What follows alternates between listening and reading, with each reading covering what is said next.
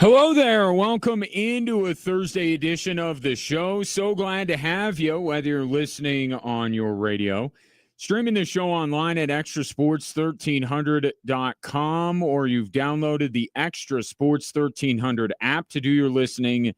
And that app is sponsored by Diversus Health, mental health, and well-being for all.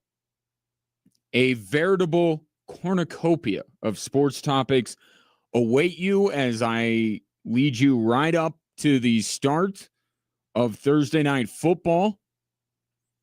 The names that this game is being given, I don't love being in the same age range as the two quarterbacks playing tonight because I don't use Icy Hot a lot. And while I am an uncle, I do not look at myself like an unk. But it will be Aaron Rodgers against Joe Flacco as the Steelers take on the Cincinnati Bengals. Our coverage from Westwood One begins at 5:30. But that's plenty of time for you and I to accomplish what we are setting out to accomplish, which is to interact, to discuss. And in order to do that, you need a number to dial or to text. And that number is 719 247-1313. Three guests on the show today. Very excited about all three of them, or else they wouldn't be on the show, obviously. Jay Paterno's going to join me in less than 20 minutes. Talk James Franklin. He's on the inside. Why now? And what are they looking for in their next head coach? Corey Roldan of KKTV 11 Sports will join me next hour to talk Broncos. And then author Ken Belson will join me to discuss his latest book, which is about how some of the most powerful owners, along with Roger Goodell, have made the NFL what it is today. And I start with that league, and I start with the team of record here in Colorado being the Denver Broncos. And I have always been a big believer in the idea that it's really not so much that you win. It's how you win. Right? It matters just as much. Case in point.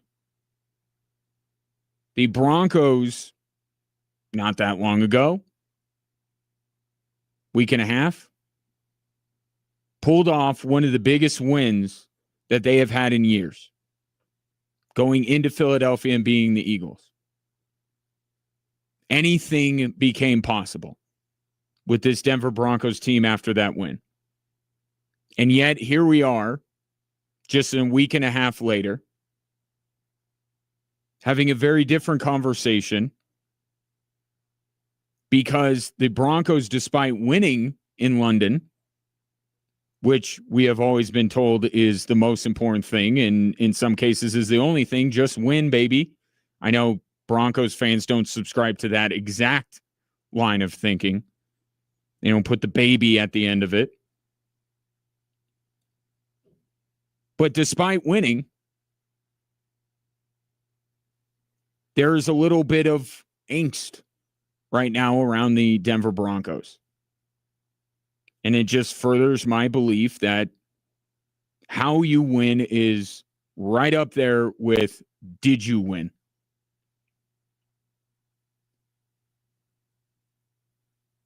The idea that Sean Payton is micromanaging Bo Nix, that he's not allowing his second-year quarterback to spread his wings and fly.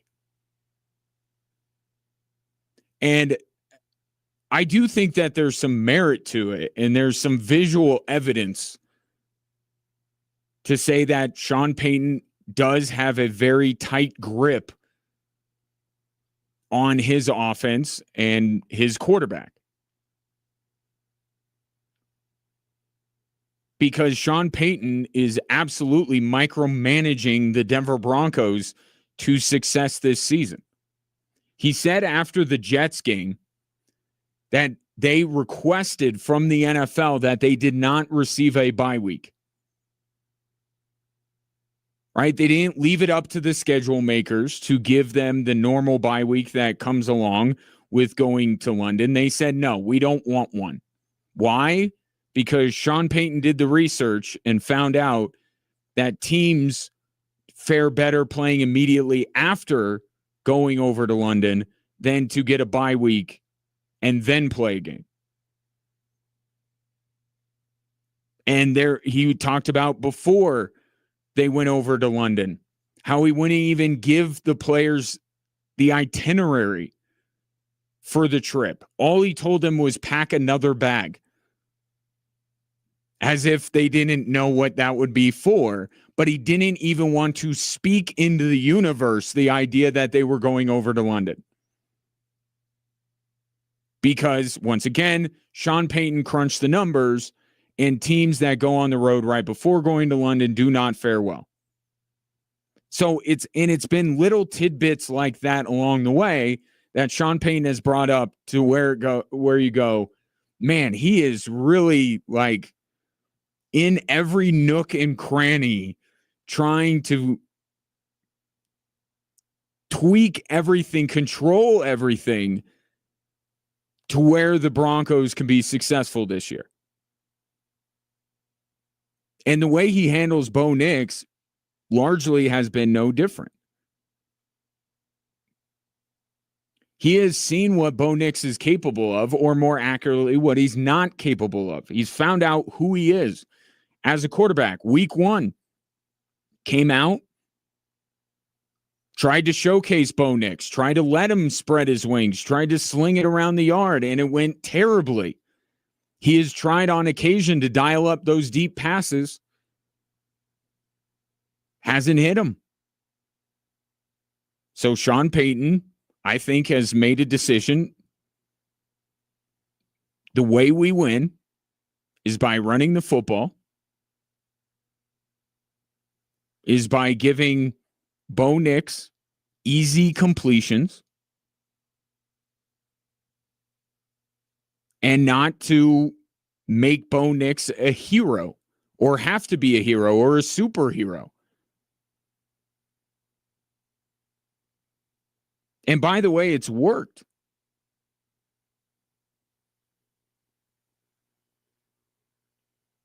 But I do believe that there is a balance here, a line that Sean Payton is still trying to figure out how to walk.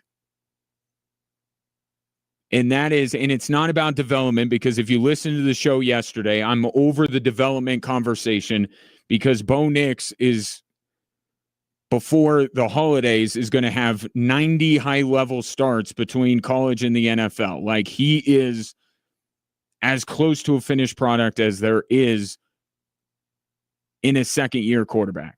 So this is no longer about development. But what this can be about is giving your quarterback confidence so that if you do get into a situation where you can't micromanage, where you can't control every variable, that you have a guy that at least, I don't know if Bo Nix is capable of it, but at least you have a quarterback that believes he is capable of it. I think it's a longer term. The best way I could put it is fast forward to a playoff game. And let's say that the Broncos make the playoffs and are in their playoff game. It's close. It's the biggest stage that Bo Nix has ever played on.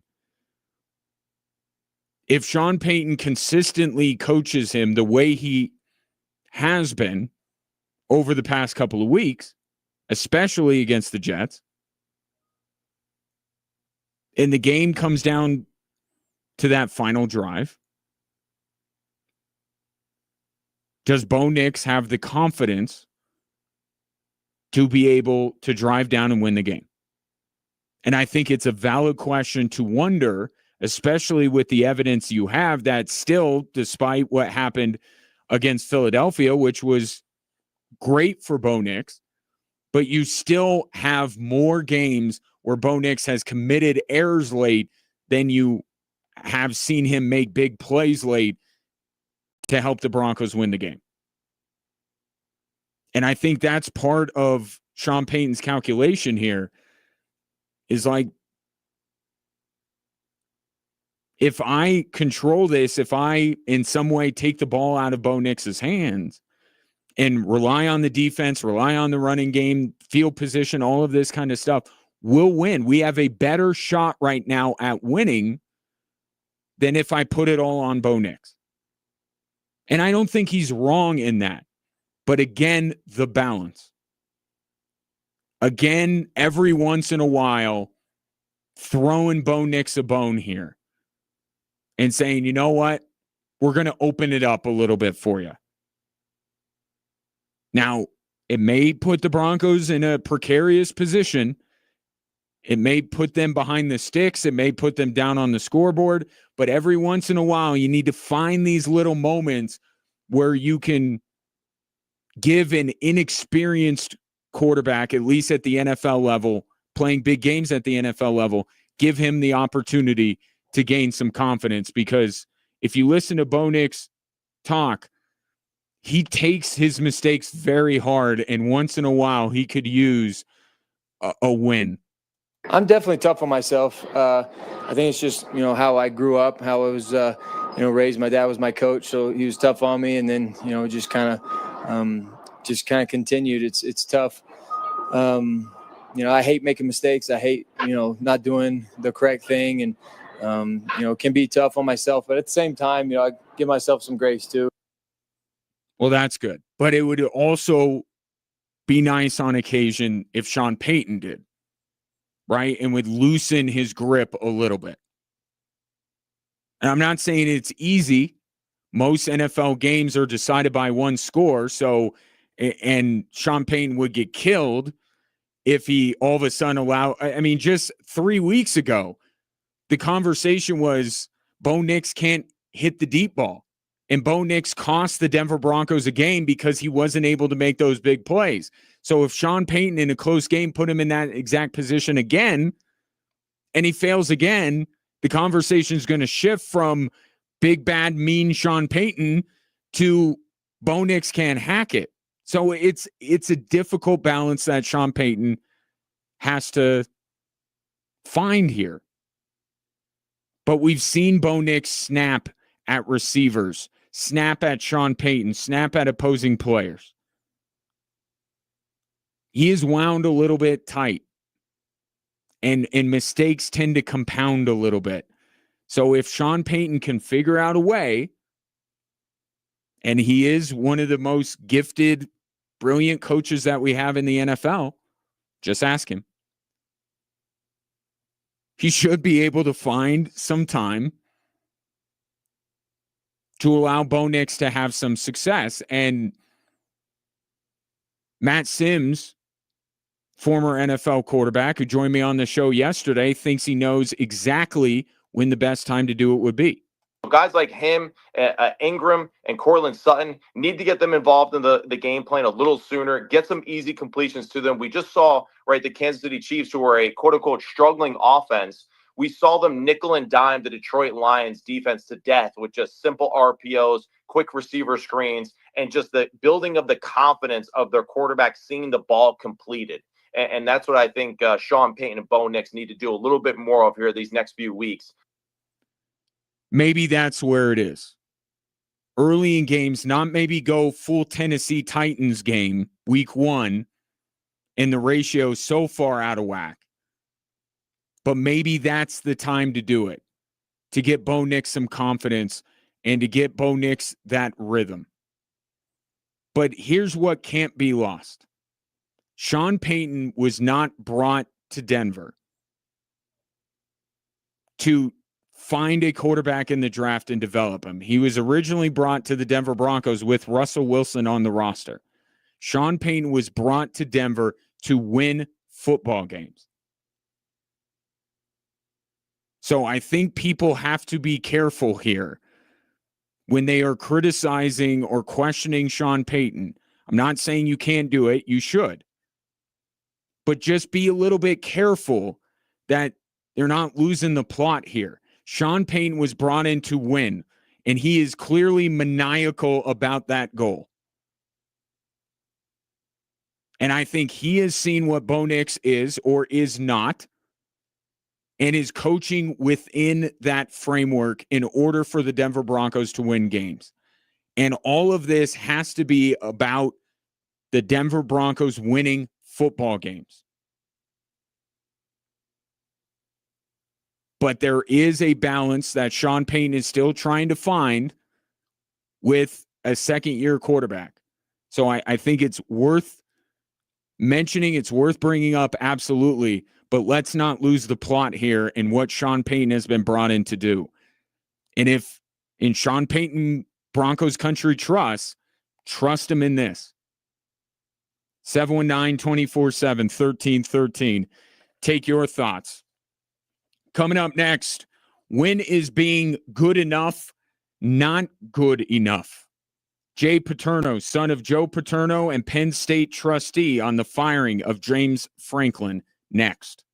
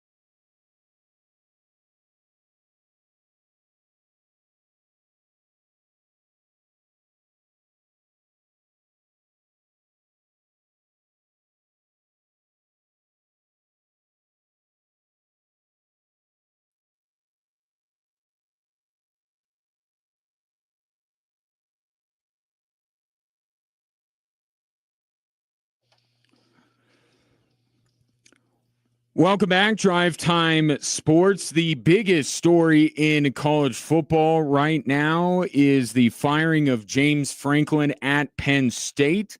My guest has insight into the matter that few do because, one, he lived the life of a coach at that very institution for nearly 2 decades, and now he is a member of the Board of Trustees. He is Jay Paterno, who joins me now. Jay, pleasure to have you again. How are you? Good to be back. Yeah. So let me just ask the obvious question. Why was now the right time, Jay? I don't know if now was the right time, but the decision was made. So whether I think it's the right time or not doesn't really matter. Certainly going to Iowa with a first-time starter at quarterback was probably not ideal. But, the athletic director and the administration felt it was the right time, so they made the move. And now we got to move on. If Drew Aller is healthy, does this move get made? Yeah, probably. I think it was just, if you go back, the environment had become really, really toxic. I don't think it was a healthy environment for James to coach in, quite frankly. I mean, even last week, Thursday night before the loss to Northwestern, Penn State had a home men's hockey game, and the student section started chanting "Fire Franklin" at a hockey game. So it had really, and not that should be the deciding factor. Sure. But I think it just got to a point where after that loss, the administration just felt like it was better sooner than later. So how do I ask it? Is it because of what James Franklin did or did not do why he's fired? Or is it because of what that student section chant is emblematic of with the people that are around inside this program? You get what I'm saying there? How much is it what James Franklin did or did not do? Well, there's been this kind of overarching narrative that James, despite all the success that he's had here, hasn't gotten Penn State to break through into that playoff ceiling. Now, that said, last year we were in the national semifinals. But people kept talking about, and I think the expectations this offseason got really, really high. So that to where it was going to be national championship or bust for a lot of fans in their minds. So when the Oregon, if you go back 15 days prior to him being fired, we're down 17-3 to Oregon. We scored the next 21 points in a row and have a 7-point lead in overtime. And if we stop them on 4th and 1 in their overtime, we win the game. We're probably not having this conversation. But that happened, and a tough loss out at UCLA, and then to a team that had not won a game yet. And then a loss at home in Northwestern. I think all those things kind of compounded to where the administration felt like we've gotten as far as we can with James, and maybe it's time to change. Not that I necessarily agree with them, but that certainly was a sentiment that was expressed. Jay Paterno, my guest, member of the Board of Trustees at Penn State, coached at that fine institution for 17 years, my guest here on Drive Time Sports. What was missing on the field with this football team, Jay? I think if you look at it this year, I think if you go back and really evaluate this team last year, they were in the national semifinals. They finished the regular season 11-1, but there were 3 games there. And as an old coach, I always look and say, it's not what could have been one way or the other.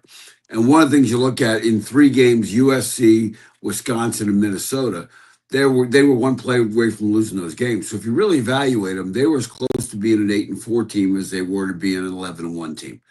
And so nobody talked about that, and fans don't think that way or whatever. So all these perceptions were that, James, they were going to roll through the season and get to the playoff and make a run for national championship. And when the Oregon loss happened, it piled onto a narrative of James's record against top 10 teams not being very good and not winning those close top 10 games. And it looked like, oh, here we go again. Whereas, and I think a cloud kind of to descend over over the program because it was here we go again, rather than sitting down and saying, yeah, we lost to Oregon, but all the goals that we have for this team are still ahead of us. We can win win next week and continue winning, make the playoff, make a run. But obviously it didn't happen. Jay Paterno, my guest. What does the ideal candidate look like to take over this job? I think the reality is this. The most important thing and really the most underlooked thing when it comes to these kinds of hires is it the right fit for the institution? So I think, you got to look at it and say, what does Penn State want in a football coach? Well, certainly we want someone that's going to ensure that we have success academically with our players as well as on the field, that we have a level of toughness, a level of commitment to one another. So I think those are kind of the building blocks of a program that is when Penn State has been at its best, those have been the things that have made us really, really good. So I think that you're looking for somebody who has that kind of track record of really putting teams together, not just putting rosters together, because anybody can put a roster together. Can you form them into a team? And I think that's going to be some of the things that we would want to look at. And certainly the athletic director administration, they're going to make this call, not the trustees, and we're not going to make the call, nor should we. Their job is hard enough without us looking over their shoulders. But do you foresee yourself being consulted in some way, shape, or form? Because this institution and this football program better than anyone. If they want to call me, they know where to find me, and I'm happy to offer my insight because obviously institutional knowledge is something that you want to have. And if anybody felt that my talking to a potential candidate might be a positive, I'm more than happy to do it because I really want to see the right thing happen here. And I think there's an opportunity here because James Franklin did get this team to a certain level. There's talent here. There are facilities here. We're in the middle of some really, really good recruiting areas within, you drive a 4-hour radius around this campus and you're just by car and you're in some really, really good recruiting areas and enough talent to go out and compete with anybody in the country. Sounds like when you're talking about not only building a roster, and we've seen certainly in the NIL era, some institutions be able to build rosters that look really good on paper. They rank highly in rivals, but it doesn't all come together. That tells me experience is important. Can Penn State lure somebody from, not naming names, but lure somebody from what we would say is a high-level Power 4 institution? Do you think that Penn State has that kind of pull? I think it does, but the question is that, is there anybody out there that kind of fits what we want to be? And at some point, you do have to have a budget that you got to kind of honor. I mean, certainly, if you pile enough greenbacks in a Brinks truck, you could probably get just about anybody you want. But is that the right reason to get somebody? I mean, you'd love to have somebody come here because this is where they want to be. Obviously, they're not going to take a vow of poverty to come here. Nor has any coach ever taken a vow of poverty in the last several years. But certainly that you'd want someone that has a connection or understands what we're about and an affinity for what makes Penn State unique. Is there a coach that rhymes with Farkas Meeman that matches that criteria, Jay? Look, I'm sure he does. I'm sure he does, but I'm not going to get in the middle because I know some of these guys. I really know some of the guys that whose names have been kicked around, and I've done a couple of interviews, and every time I say, "Look, I am not going to name anybody because I don't want them to be at the next press conference." And hey, Penn State trustee Jay Paterno mentioned you as a potential candidate. How do you react to that? And then they're going to text me and go, "Hey, thanks." So I'm going to stay out of that part of it. Jay Paterno. I mean, I did an interview with a radio station in Omaha the other day, or a newspaper, and I said, "Well, if there's a Nebraska coach I'd really like, it's Tom Osborne, but I think he's retired." There you go. Hey, you know how to work it. Tom Osborne would be okay. He'd be a good hire. Yeah, it would be a good hire. The other guy currently residing in Lincoln, you might get into some hot water on that. Yeah. So I won't ask you if Deion Sanders matches that criteria. It's funny, Jay. I hope Dion's health is good. I Yeah. know he's had some problems. I really do hope he's doing well. Yeah, he's battling and he has the best like I wish I had the outlook on life that guy has. Yeah. I mean, it's just amazing. But what's funny is that a lot of this stuff that now Penn State is being thrust into is stuff that you wrote about in Blitzed. And I'm curious, you go back and look at some of your work, or maybe some people are discovering it and going, man, this is kind of what's exactly going on right now. Yeah, the impatience. I think one of the things that's happened with the sport is the big money has arrived for coaches. That's been a while now. But now the big money has arrived for players. And I think the game has become professionalized to where people feel that, if the team doesn't perform the way they want to, it's not they don't look at it like it's an extracurricular activity at dear old state. They look at it as a business. So they've kind of NFLized this game. Plus, you also have so much legalized gambling that fans are far more, quote, invested in the outcome of the game than they've been. So that fuels anger. But I think also when you look at what some coaches have been able to do because of the transfer portal and because of being able to jump into a program that hadn't been as good and turn it around right away. And I say this not because in any way, shape, or form I'm implying he's a candidate at Penn State, but when you look at what Cignetti has done at Indiana, he's jumped in there very quickly, changed the roster over, gotten his culture in place very, very quickly. I mean, hats off. It happened really fast. And he brought a lot of guys from JMU, which helped. But people now around the country all expect the guy we hire has got to do the same thing he did and turn this thing around. So I think that part of it's made all this a lot more difficult. Well, highly recommend you pick up Blitz, the all-out pressure of college football's new era. Amazon, of course, but I would suggest going straight to the source, JV Paterno, JAYV Paterno.com. Jay's always a good follow on X as well. Jay, your insight as always invaluable. Really appreciate you carving out some time for me, and we'll talk soon.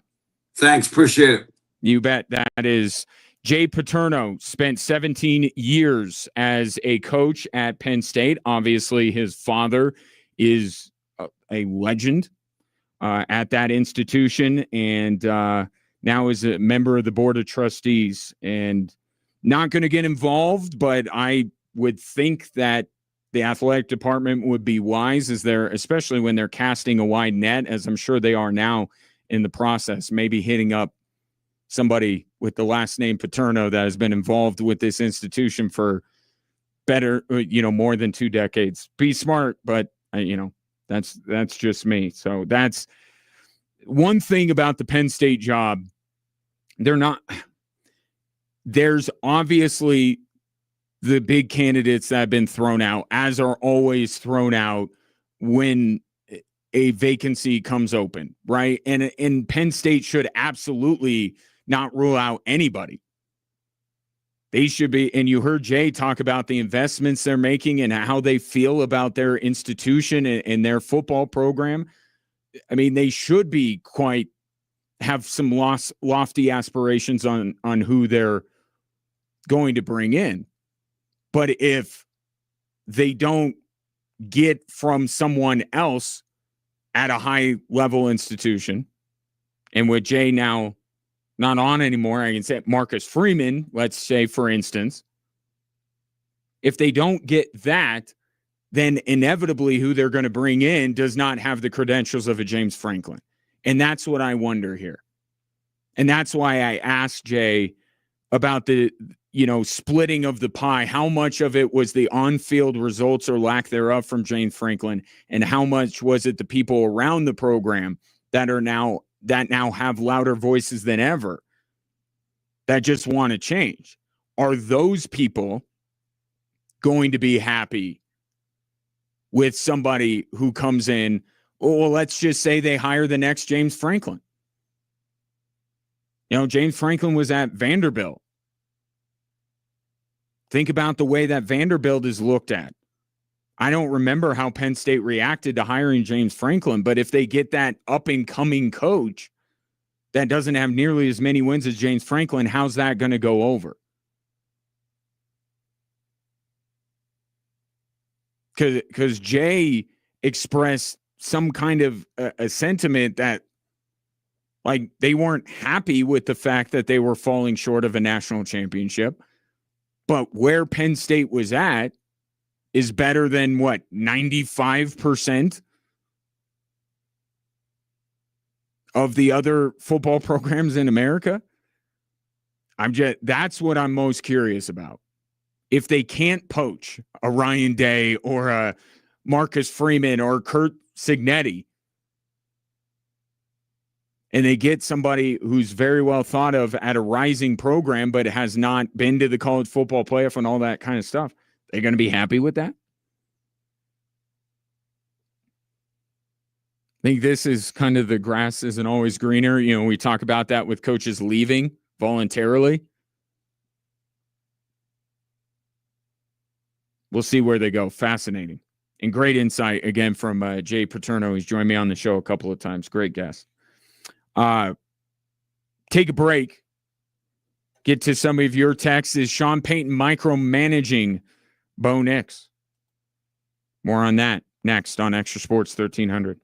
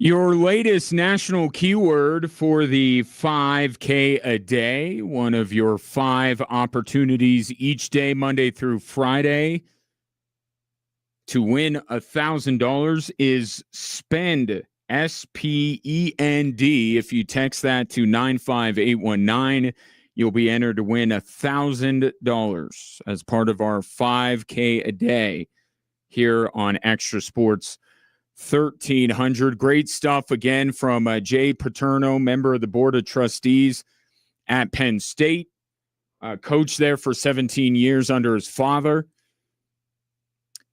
And this from the 709, great interview, Ryan. I think the realistic candidate will be another up-and-comer from a smaller school, maybe a Fran Brown from Syracuse. I like that name. Or a goalish from South Florida. Yeah, he's been asked about that lately. It says, I also feel if they mess this up, they could be the next Nebraska after firing Bo Pelini. Grass isn't always greener, as they say.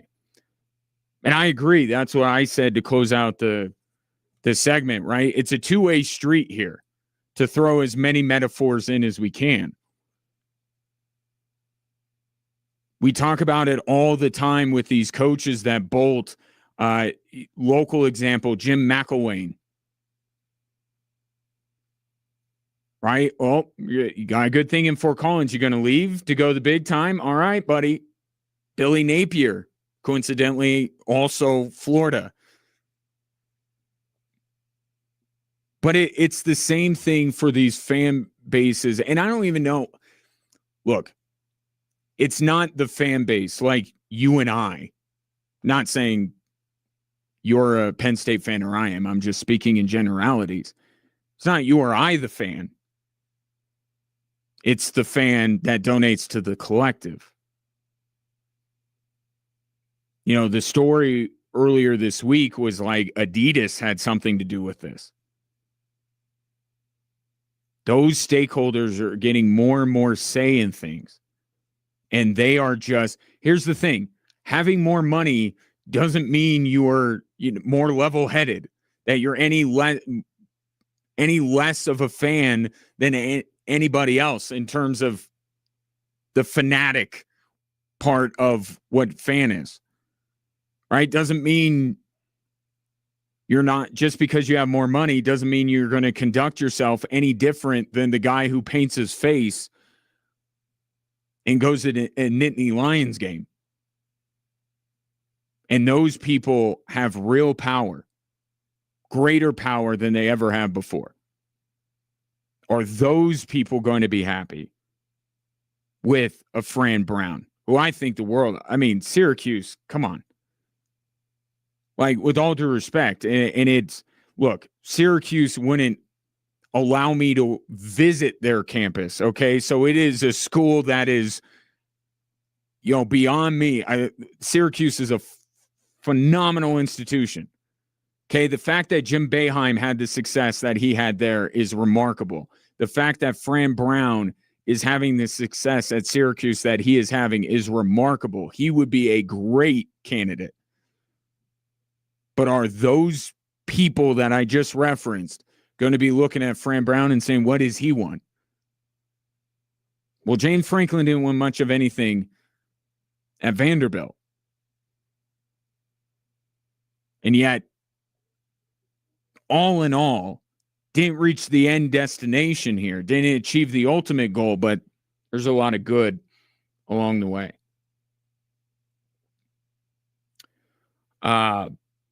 Going back to what I mentioned at the beginning of the show, this discussion, and Mark Kisla had a column about this in the Gazette. This idea that Sean Payton, you could call it a lot of different things: micromanaging, handcuffing, babysitting, leaving the training wheels on, all of this kind of stuff. Is he doing that with Bo Nix to Bo Nix's detriment? I think there is a balance here for any quarterback.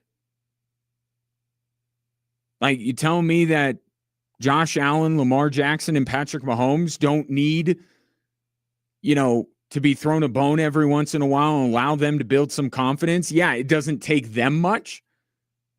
But even the most accomplished quarterbacks in any given game need a couple of things to break their way, a couple of wins here to build up their confidence. And I do think that Bo Nix needs those every once in a while, but the main agenda here is winning football games. And you have a quarterback that is fully baked. Like, he's not, and this goes back to what I started the show yesterday with. I think we're there with Bo Nix. This is who he is.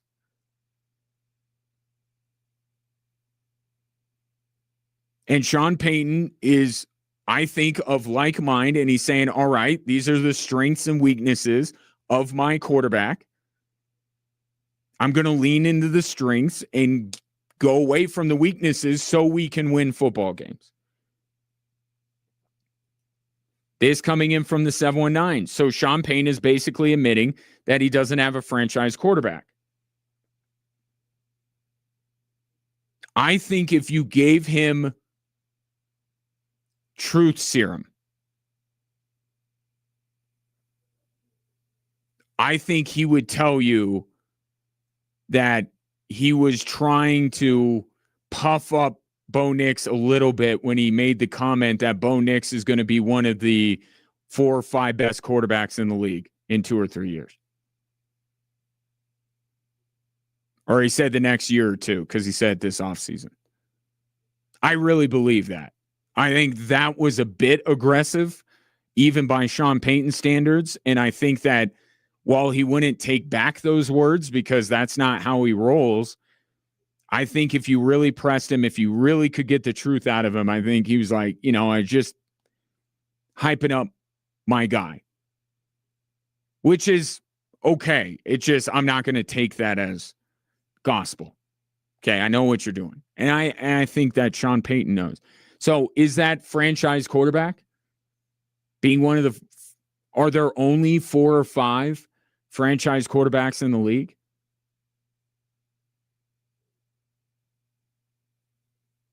I mean, depending on your definition of a franchise quarterback, maybe it is. If your list of franchise quarterbacks is Mahomes, Allen, Lamar, and Burrow, then yeah, it's exactly what Sean Payton's saying. I think the way that it would be better phrased is right now, he is a quarterback that Sean Payton can win with and maybe not win because of. I don't think Sean Payton is unhappy with Bo Nix. I don't think he's got a wandering eye and the Broncos are going to be in the, drafting quarterback business. I think that Sean Payton is perfectly content with Bo Nix as his quarterback. I think he checks a lot of boxes. But does Bo Nix check the boxes that fans want him to check?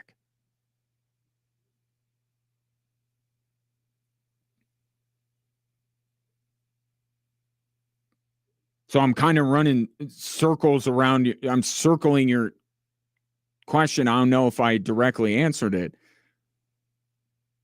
I think he's a quarterback that Sean Payton looks at and says, I can win with this guy. I can win a lot with this guy. But it's not going to be because he's putting on a cape every Sunday. And it's not because I'm going to dial up all of these pass plays all the time for him.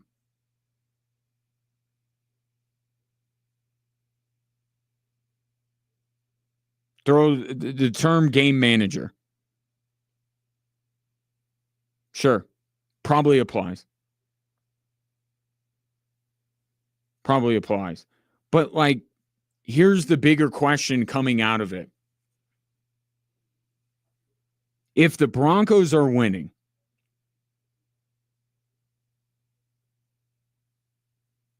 How much does this actually matter?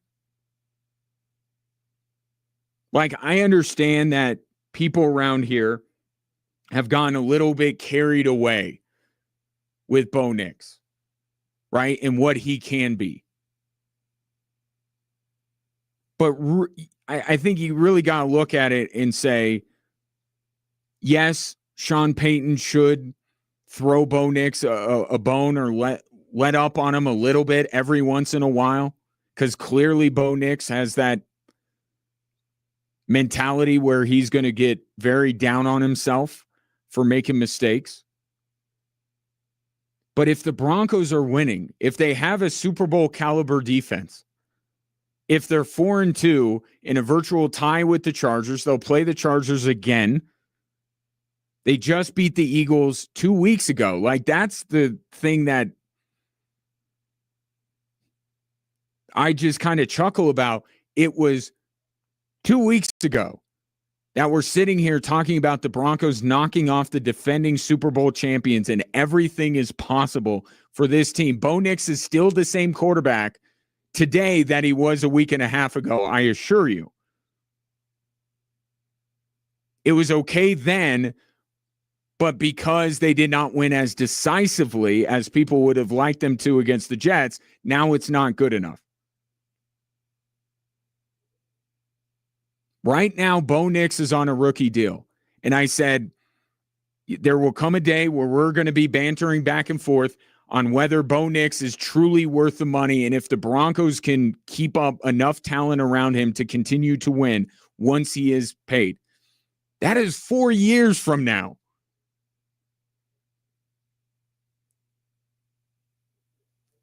If I'm right, which I like to think I am, maybe you disagree, but let's just pretend for a minute that I'm right about Bo Nix, that this is who he is. And the Broncos are 4-2. And they just knocked off the defending Super Bowl champions 2 weeks ago. Is that okay? I think it is. And then we'll have, things change. Expectations get raised, goals change. But clearly the Broncos can win with what Bo Nix is. And Sean Payton is totally cool with it.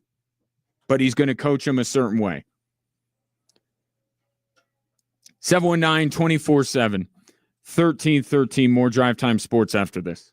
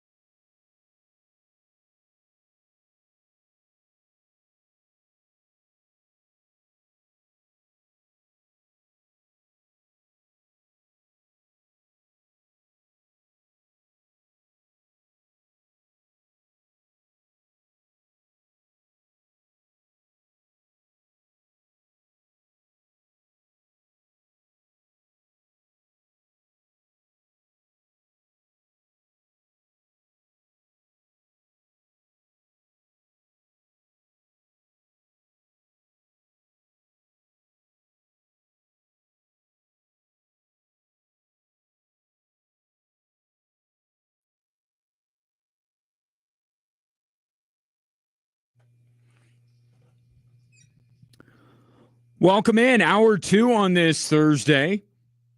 Steelers Bengals coming up. 5:30 our coverage begins. Weirdly, morbidly curious about this game tonight with Joe Flacco and Aaron Rodgers. I bought into the hype. Maybe it's just because I want to, as a fellow 40-year-old man, want to believe that even at this advanced age that I am capable of great things, like winning Thursday night games. Now, I would not be able to win Thursday night games, but whatever winning a Thursday night football game would look like for me in my life, that's really what tonight's game is. With 41-year-old Aaron Rodgers and 40-year-old Joe Flacco, it is giving unks, old heads like me reason to believe. So I'll be tuned in. I want to see this sideshow that the Bengals have become in trading for Joe Flacco, because I don't think it's going to work long term. It already hasn't worked 1 week in. And I do want to see more of the Steelers, who are right now. I mean, the Steelers, we've been talking about Joe Burrow and what's he going to come back to. I think we have to start asking the question, what's Lamar Jackson going to be coming back to? I mean, if the Steelers keep winning games, and I would expect them to win tonight, I mean, how far are the Ravens going to be out of this thing? The division might be gone by the time Lamar's ready to go. Intriguing game tonight, to say the least. 5:30, our coverage begins here on Extra Sports 1300. Continuing our conversation, and it's kind of been the last couple of days on this show. I am of the belief that, and I used Drew Brees' words yesterday to make my point, that if Drew Brees is of like mind with Sean Payton, and Drew Brees is saying 50 high-level starts between college and the NFL, and we're like at 84 now for Bo Nix. I think we know what the Broncos have in Bo Nix. So we're asking the question, is Sean Payton handcuffing him? I don't think that he is. In the sense of, if he allowed Bo Nix to do more, I don't think the results would be better. I think Sean Payton is coaching this team, is coaching Bo Nix the way he knows they can win football games. Now, every once in a while, got to dangle a carrot and get your young in terms of his NFL career quarterback some confidence. Let him air it out a little bit in a lower stakes situation. Matt Sims joined me yesterday and talked about early in the game getting some of these weapons in the pass game involved. I do think there's that, but the ultimate goal here is to win football games, and I think Sean Payton has evaluated Bo Nix as closely as any of us have and has arrived at the same conclusion. Now, it's just a matter going forward of whether that's okay with you. If this is Bo Nix, is it okay with you? I just think, fast forwarding a little bit, it's not good enough to win a Super Bowl. It's not, because we're still living, in the era of Mahomes and Allen and Lamar, and they're just these titans, no pun intended, with the football team of that name. But I just feel like in order to win it all, I would rather have one of those guys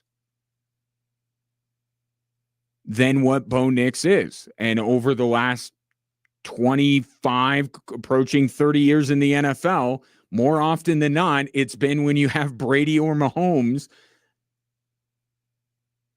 that has won you Super Bowls. But the Broncos clearly can win football games and win football games now against some of the better teams in the league, Philadelphia, with Bo Nix in this way. So for now, I think it's just fine. This coming in from the 719. I think we all in Bronco country want Bo Nix to have that wow factor like John Elway back in the day. As of yet, he doesn't. He just doesn't seem like an elite quarterback yet. I would drop the yet. Franchise quarterback is open to interpretation, right? Franchise quarterback means you pay the guy, right? I think that's the simplest explanation of what a franchise quarterback is. If you're willing to give him the money that quarterbacks make nowadays, then you deem him a franchise quarterback. Can you take him or leave him? Right? Are you willing to pay him? If you're not willing to pay him, not a franchise quarterback. But there are levels to franchise quarterback, to your point, which is elite, upper echelon. There are other words to describe it. I don't think Bo Nix is that. I don't think that Sean Payton, when he said that Bo Nix is going to be one of the 4 or 5 best quarterbacks in the league, that he's right. I think he was off in that calculation, and I think it was born out of him trying to hype up Bo Nix. And you want your coach to believe in you and to say publicly things like that. But I think he overshot it. I don't think we're having a conversation at any point during Bo Nix's career where he's one of the 4 or 5 best quarterbacks in the league.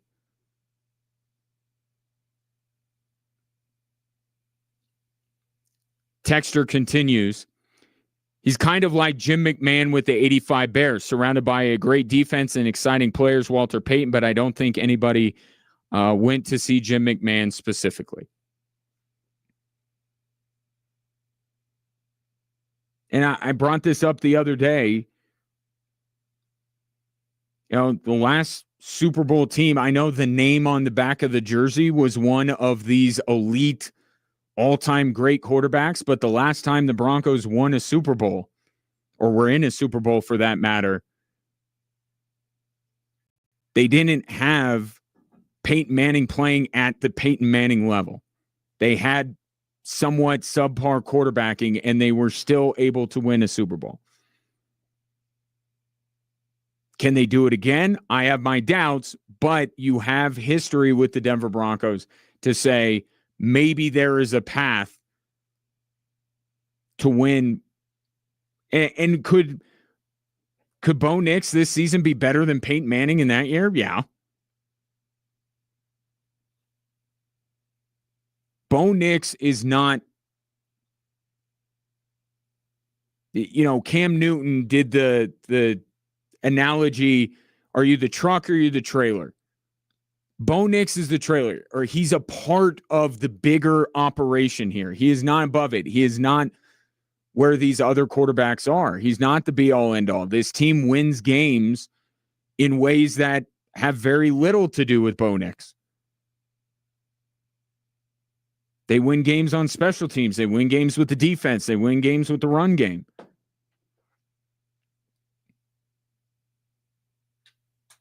But you brought up Jim McMahon. Did win a Super Bowl.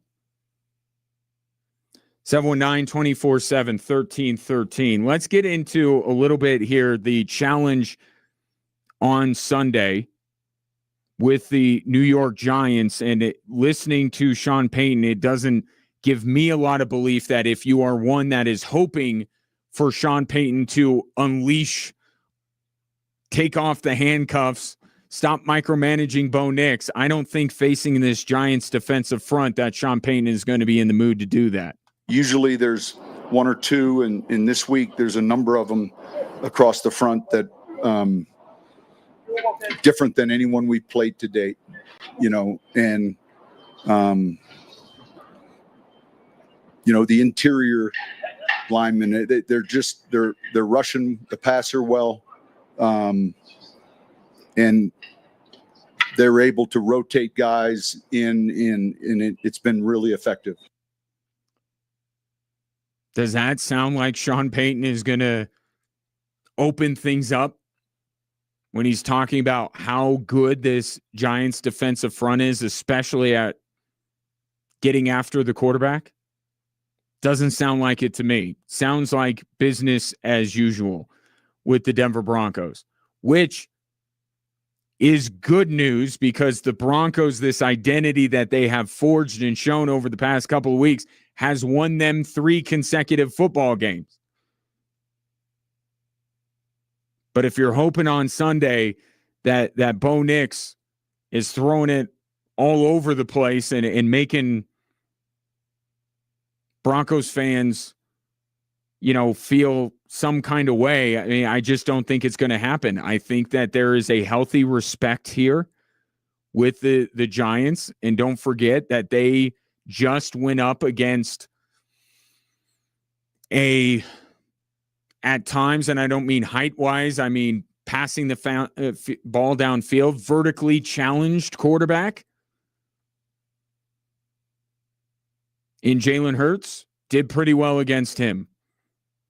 I think the New York Giants would love for Sean Payton to let Bo Nix air it out. I think that's how they feel they can win football games. The way the Denver Broncos win this game is the same way that they win against the Bengals, win against the Eagles, win against the Jets. Run the football, stay ahead of the sticks, avoid costly mistakes, lean on what is starting to shape up to be a historically great defense. I don't know when that game is. Dallas. There, I'll dangle a carrot. The Dallas game is when maybe you see a Bo Nix showcase game, because that defense is atrocious at every level. But not against this team. Not with Abdul Carter and Thibodeau and that group up front. Brian Burns.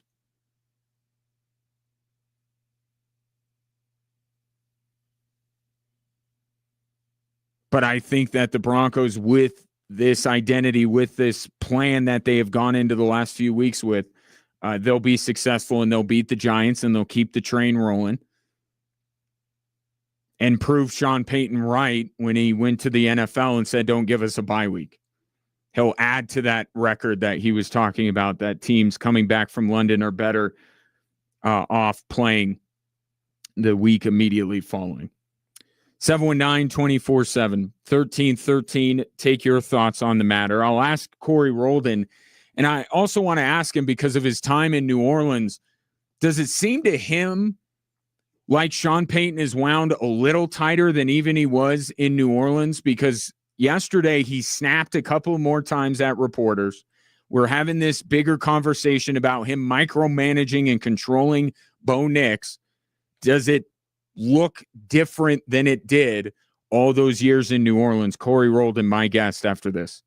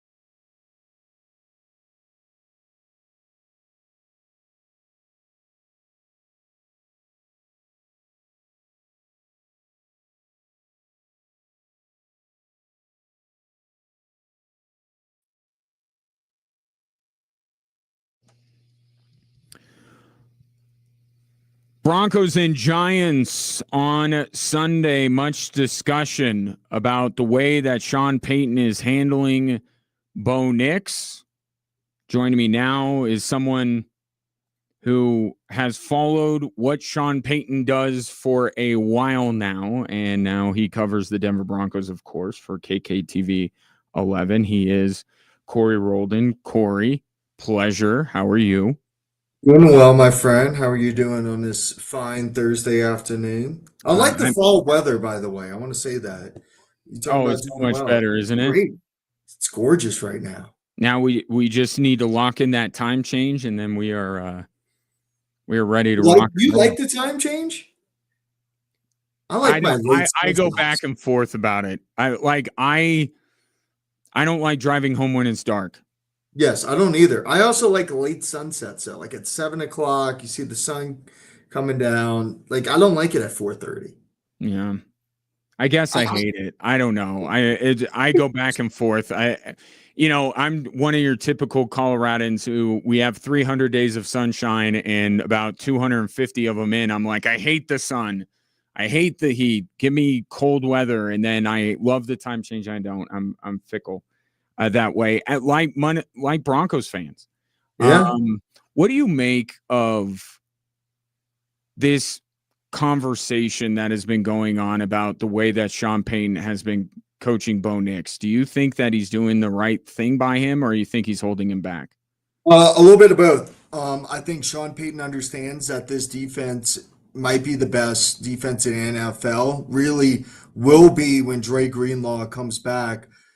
And I feel like he's scared sometimes that this offense will lose them games, which sometimes they have. You look at that Colts game, if the Broncos just get 3 more points against the Colts, if Bo Nix doesn't throw that interception in the fourth quarter, do they win that game? But here's the other thing. You talk so well about how good Bo Nix is going to be. You've talked about him going to see Drew Brees in this offseason. You talked about his maturity, his development, him wanting to get better. You got to let him loose at some point. If you want to be contenders, Ryan, then you got to let him loose and play free. But here's the thing. The Broncos did that for a couple of games in a row. Right? If you remember, like Tennessee. Yes. But he let Bo Nix loose against the Chargers in the second half. They didn't play conservative. He had a couple of missed throws there to Cortland Sutton, to Marvin Mims. They had, 590 yards against the Bengals. It's the Bengals in the fourth quarter against the Eagles. I don't understand, you go from that and you see progression from R.J. Harvey. You see progression from the J.K. Dobbins and running the football in this offense. Maybe it was the guard situation too, without Ben Powers. Maybe it was that against the Jets, but I just don't understand it. I think they need to get back to being aggressive like they were against the Eagles, like they were against the Bengals, the Chargers. I mean, even a good portion of the Colts game. But remember the Titans game last week looked like the Titans game. It did. It was 100% scared, didn't want to take any chances. And that's a little concerning when you've been hyping up your quarterback for the last year and a half.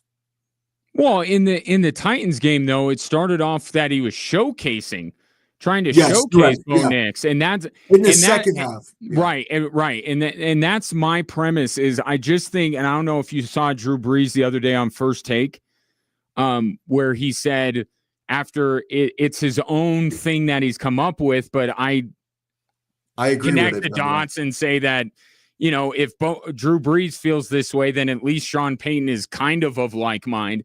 50 high-level starts, you kind of know what you got. Aren't we in a situation where Sean Payton knows what he has, and he's tried earlier this season to open it up, and it hasn't worked, and he's like, okay, this is what I got, and this is what I have to work with? Yeah, you're right about that. I mean, I think we do know what kind of player Bo Nix is. One thing I will say that has changed with Bo, he is so dangerous when he's able to use his legs, okay, and pick up first downs. And after getting hurt last year, it was the Raiders game on the road. That's an element of his game he hasn't been using a lot. And I get it. You want to keep Bo healthy and on the field, but you do know what you have. He's a athletic guy that sometimes doesn't set his feet.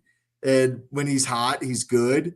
He can make the short throws and correct reads, but I mean, he's a little limited in what he can do down the field sometimes.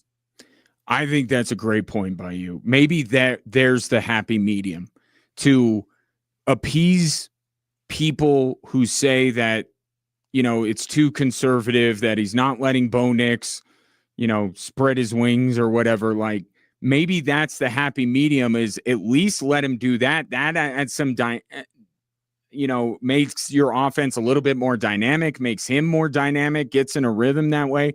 Maybe it's the last time we saw it once. I'm sorry to cut you off. Yeah, we saw it once last week where they did a read option and he trucked the Jets defender, right? Mm-hmm. When's the last time we saw them do a read option? I don't think since that Raiders game where he got hurt. Yeah. I think maybe that's the way to go here. And look, we keep going back and forth between, is Bo Nix young or is he not young and all this kind of stuff. But he is a young player in terms of his NFL experience, and we're still finding out some things about him. And yeah. I think that Sean Payton, as you well know, hasn't really done this before. And I think there's just a balance here. And it just feels like 1 week it's Philadelphia and anything is possible. And then they don't pick up style points in London. And now it's, everything is bad. Like, they won. Yeah. Well, I will say this too. It doesn't help when Troy Franklin's fumbling the football on the first drive after Bo Nix gets outside the pocket, makes a really good play. And it also doesn't help when you're getting a holding call after picking up a big first down in the first half when your offense had rhythm, because Bo looked really good in the first quarter, 9 for 10 in rhythm. That touchdown pass was an absolute bullet. So I think this is also a Broncos offensive problem because they're still committing way too many penalties. Same thing against the Colts and the Chargers. I don't know what it is with that, but that's not helping this offense as well. And I will say this, they're 4-2. They got a schedule coming up where you should beat the Giants. You should beat the Cowboys at home. You should beat the Texans. You should beat the Raiders at home. You could be 8-2 heading into the Chiefs game, right? So, I mean, this defense is really good.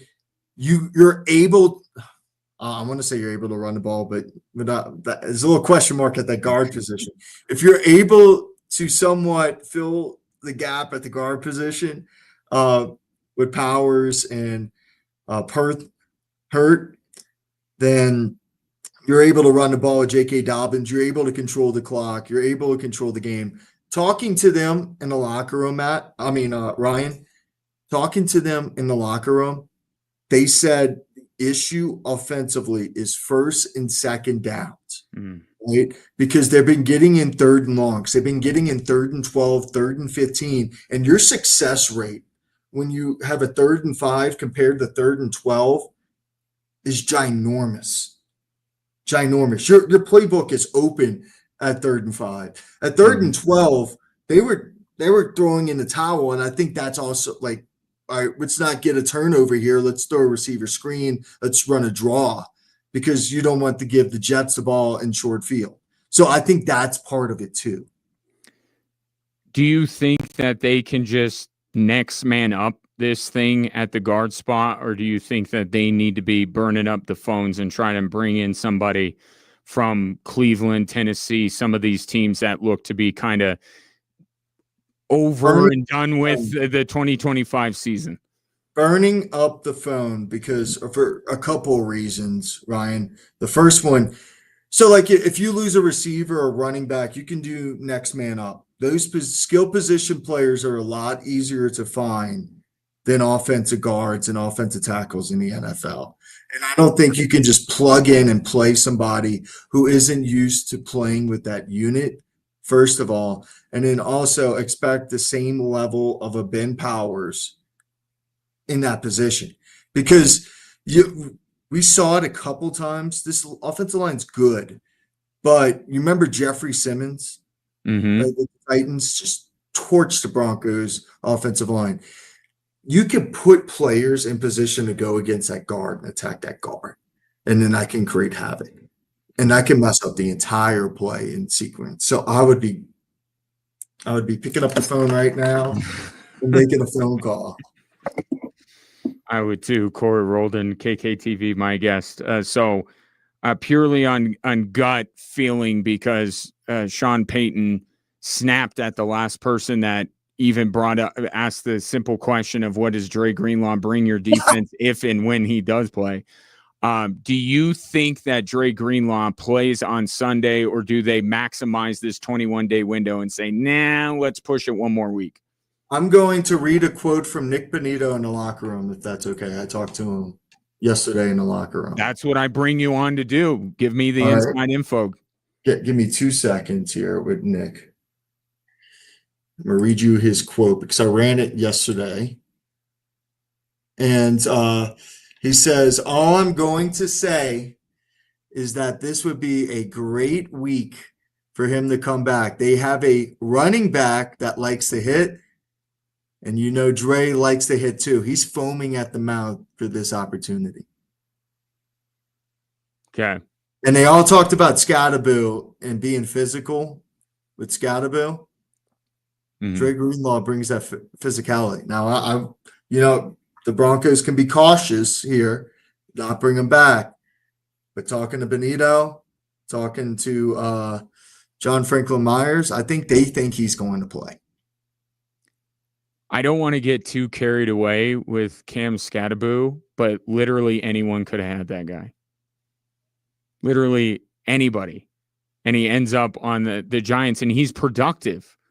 Like, 4th round. You remember what he did last year at Arizona State? They should have beat Texas in the playoff game. Single-handedly, I think he had like 200 yards of total offense last year. Give me 1 second. Arizona State, Texas last year in the playoffs. he did everything for that. It was Well, he did. man, It was a one-man wrecking crew. right? And there was like a helmet-to-helmet call that they didn't give him. But he had 143 rushing yards, 2 touchdowns, and 99 receiving yards on 8 catches. So he had almost 250 total yards of offense in a playoff game against maybe the best defense in the country last year, and he goes in the 4th round. Mm-hmm. And I get it. He's short. Is he that fast? No. But who's your leader right now for Rookie of the Year? Is it Cam Scatterboo? I mean, it might be for offensive Rookie of the Year until at this trajectory, as you know, the way things work, Dart. Yeah. It'll be Dart, right? If the Giants keep having success, but right now, I think you would have to say, and no one's saying this guy's Christian McCaffrey or Saquon Barkley, but my goodness, how many teams could use a guy like this? And just Ibuka too. Real quick, I want to say Ibuka. It could be it as well. Oh yeah, Emeka Ibuka for sure for Tampa probably is the front runner, but Cam Scatterboo does play in New York. So I guess we're embarking on about a month straight of trap games. Broncos get caught on Sunday, or you think it will be smooth sailing for them against the Giants? See, like I was thinking about jet lag with this team, but this defense is so good. It's hard to think that a rookie quarterback and a rookie running back's going to dice up this defense. I think Bo Nix talked about putting so much pressure on himself. I think he's going to have a bounce back week this week. So I do think the Broncos win, and I think they actually win by like 10 or more.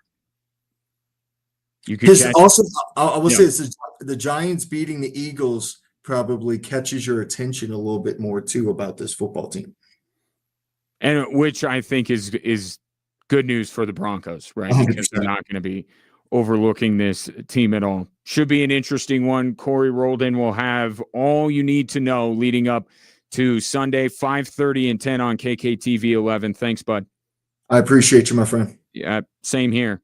That is Corey Roldan, does a great job for KKTV 11 covering the Denver Broncos, bringing you the inside info spoken from Nick Benito about Dre Greenlaw's status while not exactly commenting on his status for Sunday. More Drive Time Sports after this.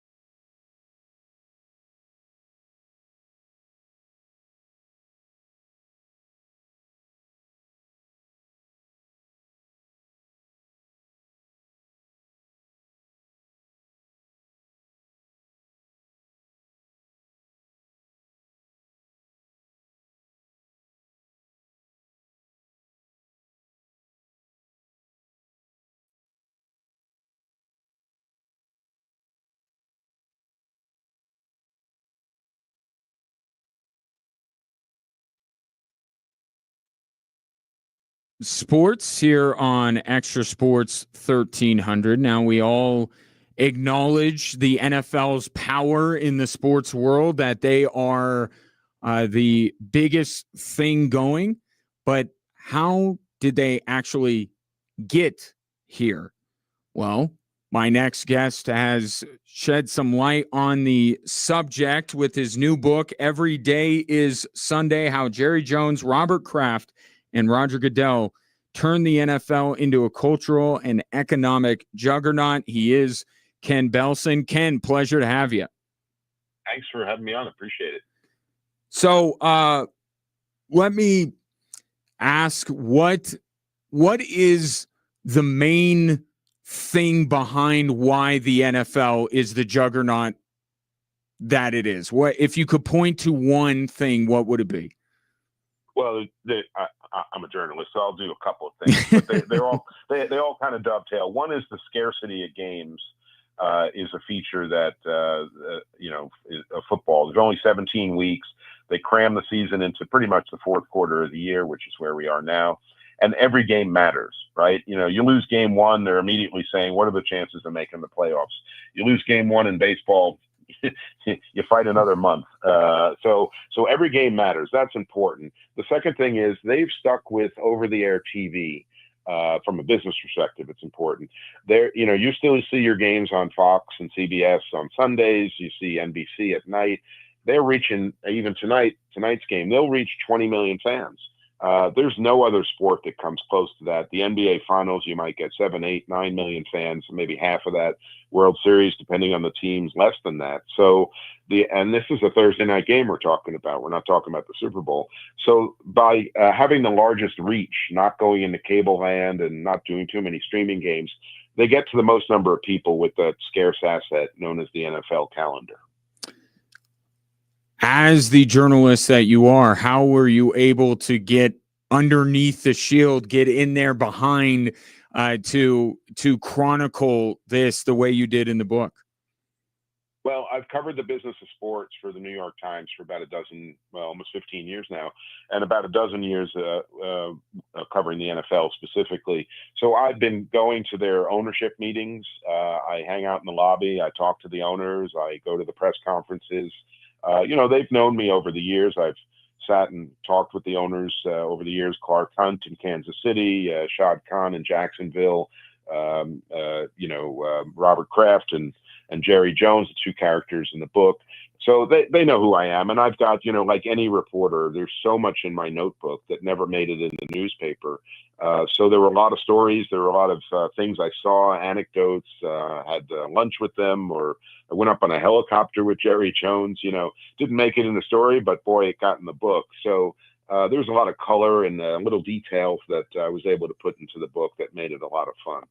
Ken Belson, my guest, the negotiating skills, the acumen of Jerry Jones, as you know, has been called into question on the football side of things with the way the whole Micah Parsons thing went down. But given his role in this story in the book that you wrote, seems like the way he does business works just fine for the business of the NFL, even though at times fans question whether it's in the best interest of the Dallas Cowboys. Yeah, I mean, they really are kind of two separate conversations. Jerry, the businessman, has been unbelievable, both for his pockets and his family's pockets, but also for the league itself. He's an ideas guy. He's a relentless seller. Robert Kraft told me, I said, "What do you think of Jerry and all of his salesmanship?" He said he could get a dog off a meat truck. He'd charm anybody into selling something. So, that's who he is. He's kind of a carnival barker, but he is also, as you said, the only owner that is also the GM. And call it hubris, call it overconfidence. I don't know. I think Cowboys fans would say both. And he hangs on to that title. And many people point to that as to why they haven't been back to the Super Bowl in so many years. But you know what? He's the boss. So there's nobody there to tell him not to be GM. I would say, he's been doing this since he took over the club. The world of football evaluation has changed so dramatically. All the video that's out there, all the analytical tools, owners have computer geeks, a dozen of them sitting around crunching numbers and looking at plays and trying to prep for the next week. That's a tough thing for any GM, let alone one who's out there being an owner of a team and flying all over the world to do business. Ken Belson, my guest. The book, Every Day is Sunday, How Jerry Jones, Robert Kraft, and Roger Goodell Turned the NFL into a Cultural and Economic Juggernaut. Obviously, we know the names of commissioners prior to Roger Goodell. We do this in sports media, right? We rank, we say who's the best. Has Roger Goodell done more good for the NFL than Tagliabue or Rozelle? I mean, where is his place in I guess, the pantheon of NFL commissioners? Yeah, it's a good question. I mean, each one brought a different aspect or left a legacy, I guess I'd put it that way. There's a quote at the beginning of the book. Pete Rozelle, the NFL under Pete Rozelle was Madison Avenue. He was the guy who created the image. He had NFL films, the glitziness of the Super Bowl. He knew how to promote it in a way that was really unique and put the sport on the map. And that's right under Pete Rozelle. That's when football overtook baseball as the most popular sport. The NFL under Paul Tagliabue was Wall Street. He created the financial foundation, revenue sharing, free agency for the players, and so forth, salary cap. A lot of the things we take for granted now, bigger TV deals, that started with Tagliabue. And then you get to Roger Goodell. He's Hollywood. He's turned it into a media company, frankly, supersized it in a way that I don't think any of the other commissioners could have imagined. Under Tagliabue, the league's revenue doubled. Under Roger Goodell so far, in just about the same amount of time, the league's revenue has tripled. Wow. So, if you're an owner, it's nice to be an NFL owner. Let's put it that way. Some of it's on the back of the average fans, ticket prices, the price of PSL, stadiums, the streaming prices, price for streaming packages. And some of that's on Goodell too, for sure. But at the end of the day, the 32 owners are very happy with his job. Especially when it comes to labor negotiations, it seems like one of the powers that this ownership group has over the union is that they just seem incredibly united, and they don't break. And the players, they have their own agendas. But I'm curious, before they get to the negotiating table, how much infighting is there between the rank, these owners?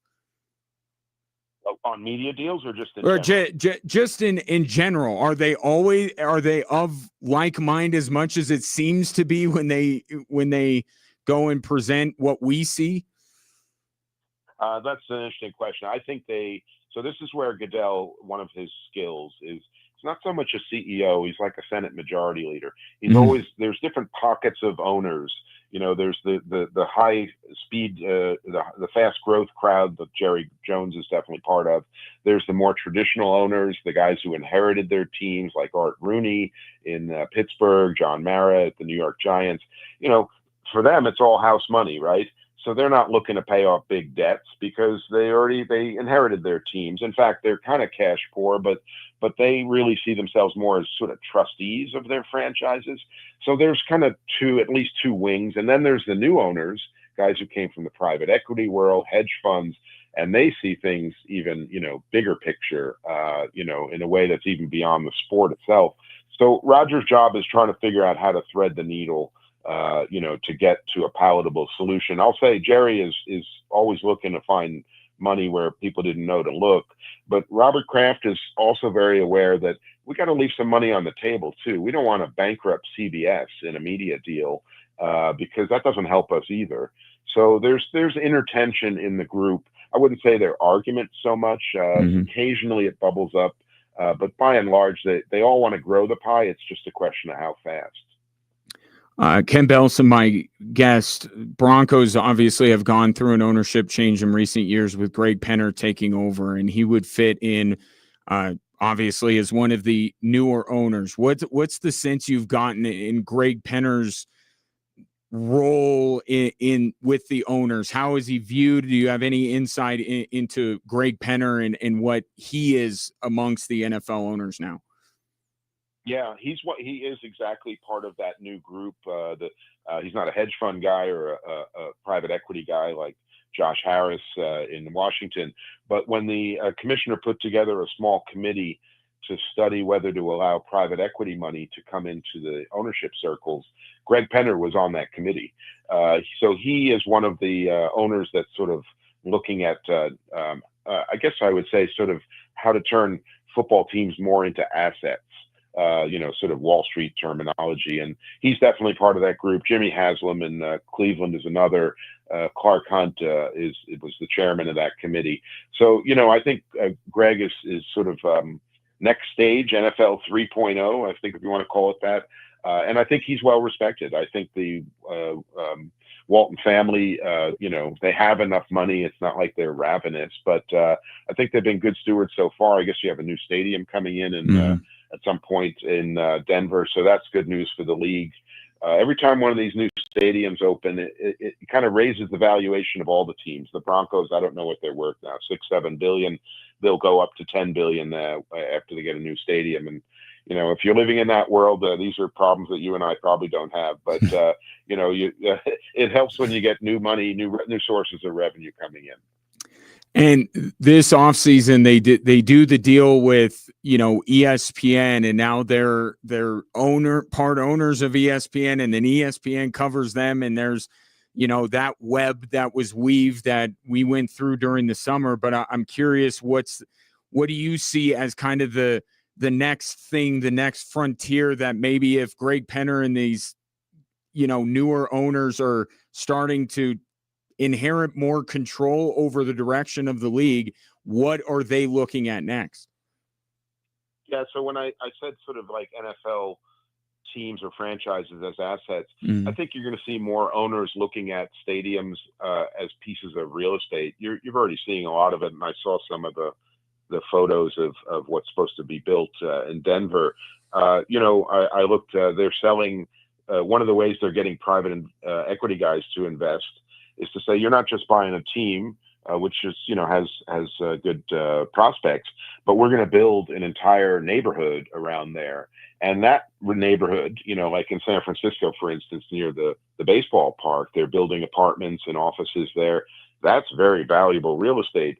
So you're getting investors to buy into a real estate deal with, the branding of football. And that money is not shared with the other owners. So, it's really using the power of football to maximize in other events or other avenues. And so I think Greg is part of that group too. He didn't start it, but I think he's going to take advantage of it. When somebody picks up Every Day is Sunday, which I highly recommend people do, what do you hope that readers get out of the experience of reading your book, Ken? Well, I always come back to, the NFL is currently a $23 billion business. It's basically as big as Kraft Foods. It's pretty big business, but in mind share, it is gigantic. And I think, I go around the country a lot for reporting, and I meet people, and in their minds, the NFL is Walmart. They think it's so outsized. It owns like our mind share, if you will. The fact that we're talking about Thursday night football and all this and all the other ways that they fill in the calendar. The NFL has done a very good job of just marketing themselves and turning themselves into kind of a cultural institution, if you will. I'll leave you with one thought. This was a comment I got from one of Roger Goodell's deputies. He said, Roger Goodell is not so concerned with the NBA or Major League Baseball. He wants the NFL to be thought of as Disney and the Vatican. Disney meaning a big media company, a family-friendly media company, and Vatican meaning a cultural institution. That's where he is looking. He's not looking at just being a sports league, and he wants to be sort of permeate every part of our society. And look, he's given the number of people tuning in and the interest in the league. He seems to be successful at it. Yeah, I'm still kind of waiting for Mark Cuban's prophecy all those years ago. To see if it ever comes to fruition about the pigs getting slaughtered. But for now, we are all in on the NFL, and this is a great read for any NFL fan or sports business fan fascinated by sports business, and this also scratches that itch as well. He is Ken Belson. Ken, really appreciate the time and the insight, and great work on the book, and best of luck with it. Thank you so much. Appreciate it. You bet. That is Ken Belson. The book, Every Day is Sunday, How Jerry Jones, Robert Kraft, and Roger Goodell turned the NFL into a cultural and economic juggernaut. If you're watching on the stream, there is the book, and it is available now. I don't know why I looked at my watch like it was going to drop at 5 p.m. But, yeah, fascinating. And the part I find the most fascinating about is what I asked him, the duality of Jerry Jones.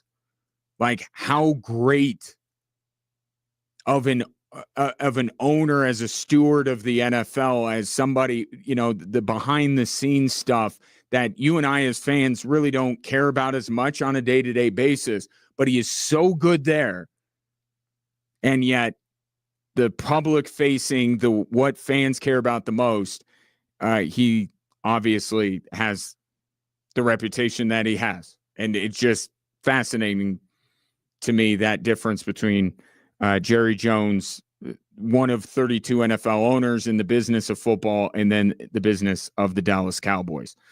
719-247-1313, the three stories that are driving the show coming your way next.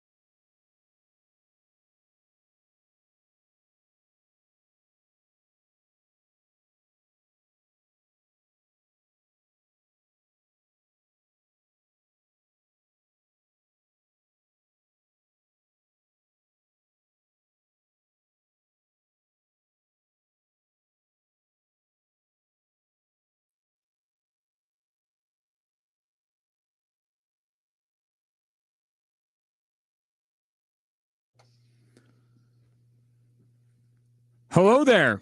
Hour 3, but it's only a half an hour of today's show because Rodgers v. Flacco. What year is this? Steelers and Bengals coming up. Our coverage from Westwood One at 5:30. Still time to get in your thoughts, perhaps on the stories I'm about to tee up for what's driving the show. 719-247-1313. Also keep that number handy because in short order, I will be trying to move some of the tickets that I have to Saturday's Air Force Wyoming game. But in the meantime, here are the 3 stories that are driving the show.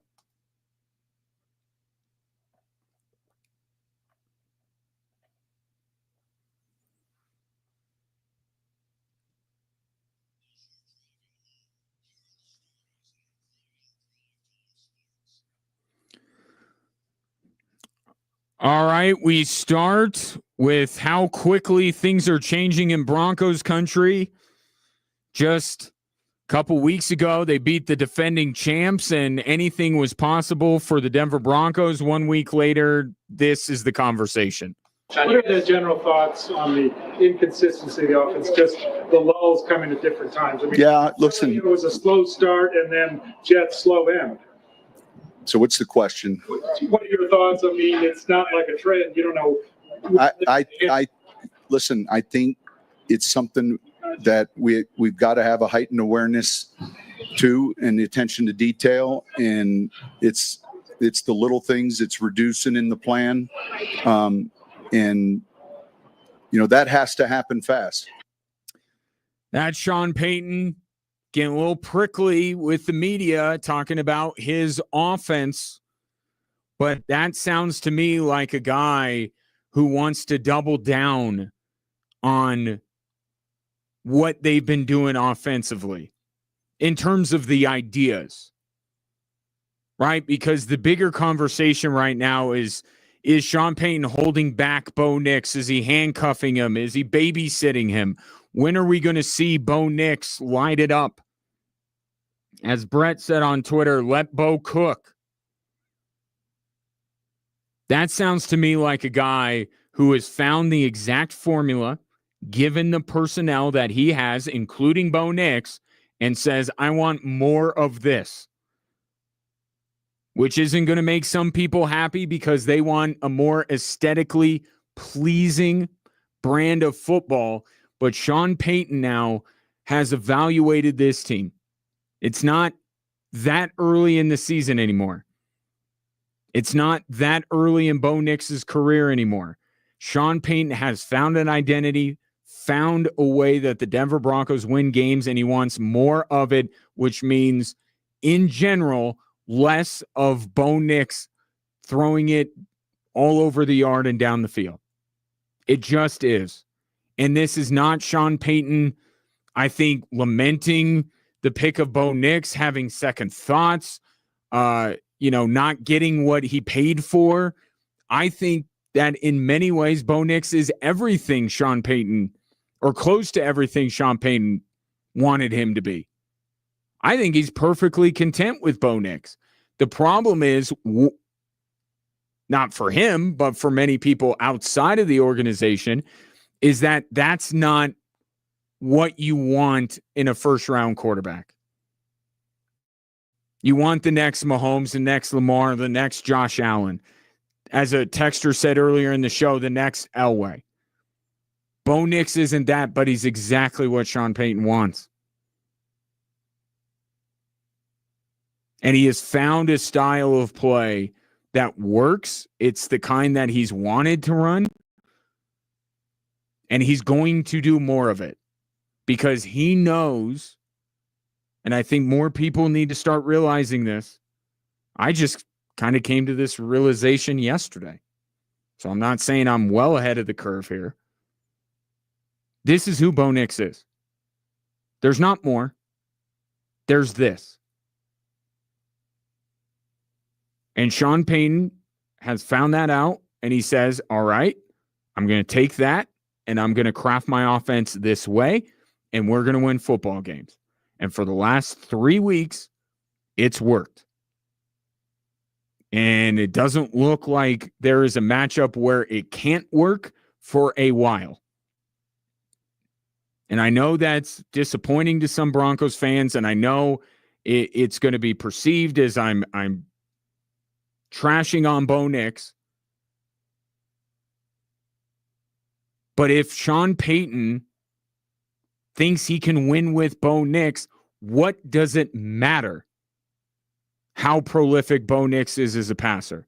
Hasn't this all been about these last few years of coaching and in quarterback turnover? Isn't it just about getting the Broncos back to the playoffs, back to the Super Bowl? Isn't that what this is about? And isn't there a level of trust in a guy that already has a Super Bowl ring? Like, I understand that Sean Payton, every once in a while, it would be good to allow Bo Nix to show off what he can do, right? Not consistently, doesn't have to be all the time, but just every once in a while, let Bo Nix cook. I think that's okay.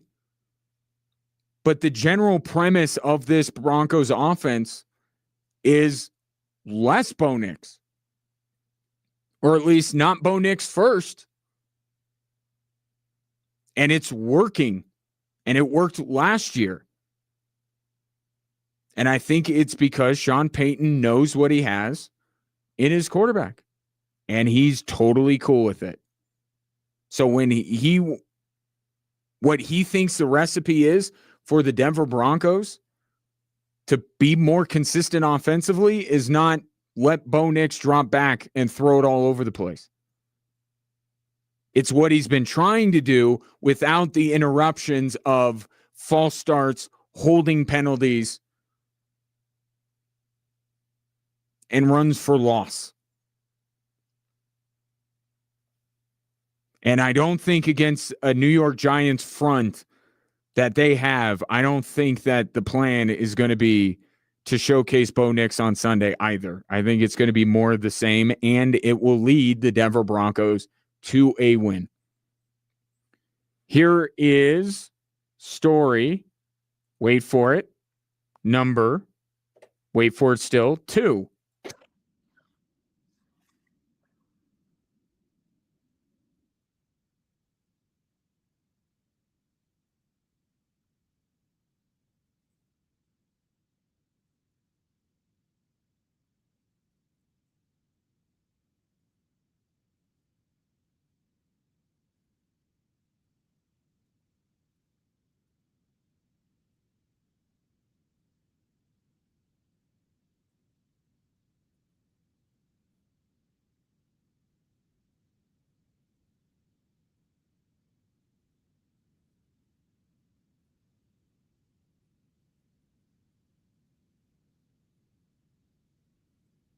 That is Avalanche head coach Jared Bednar, because they have just dropped the puck on the 400th career game of Cale Makar. And it's funny that Jared Bednar says that, because I remember when Cale Makar came up, and then a lot of other stuff happened.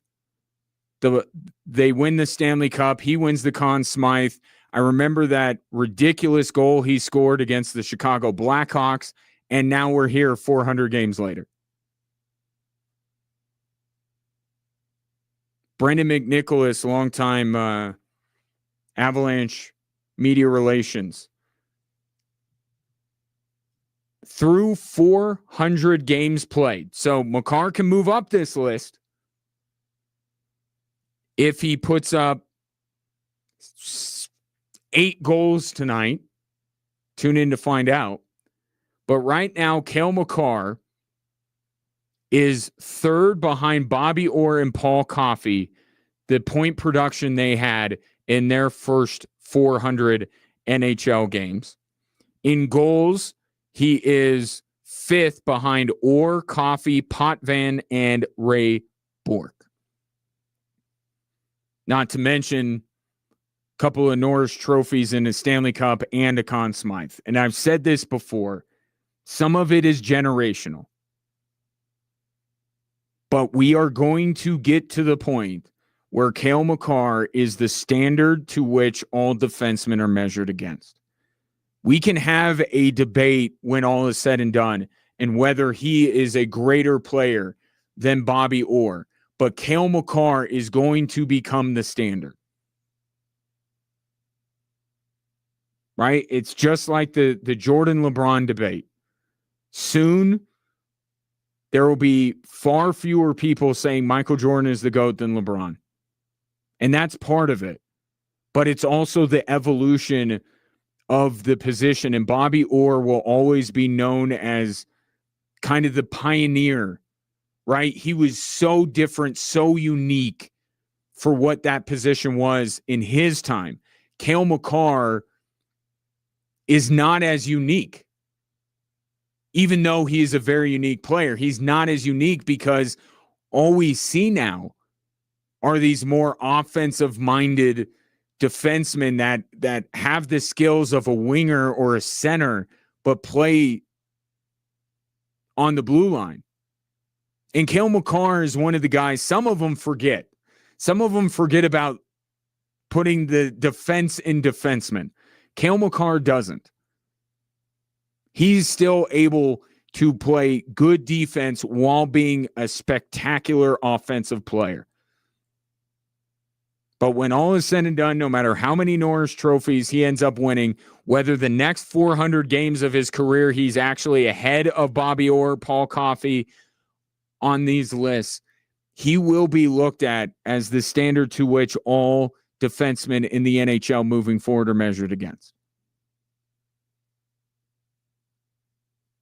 Because he will be the greatest defenseman since Bobby Orr, and that, no matter what side of the aisle you fall on, we can agree on that. We can debate Orr versus Makar. Now is not the time to do it 400 games in. You could say he's behind the pace, given what I just told you.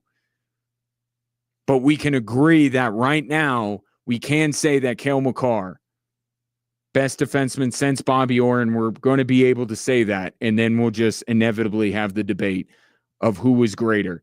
But young hockey players growing up will try to be Cale Makar. And you'll get a bunch of young NHL players that said they watched Cale Makar, that they idolized Cale Makar. He's that kind of a player. And he's playing game number 400, and he still looks like tonight is game 4. Still looks very young. He does. Story number 3 is more rumor and innuendo than actual news. But you know how Sean Payton used to coach in New Orleans? And you know how the New Orleans Saints are not having a good year? Well, we have reached that stage of the season in which there are buyers and there are sellers. And we're 6 weeks in. I don't know if we're early on this, but we're here. And I think it's accurate for the Saints, for the Browns, for the Titans. They are sellers. And the fact that Sean Payton has made such a point about bringing Saints players into Denver, when questions start getting asked about Alvin Kamara's future and Chris Olave's future, you start to wonder about their fit. And I'll go to Kamara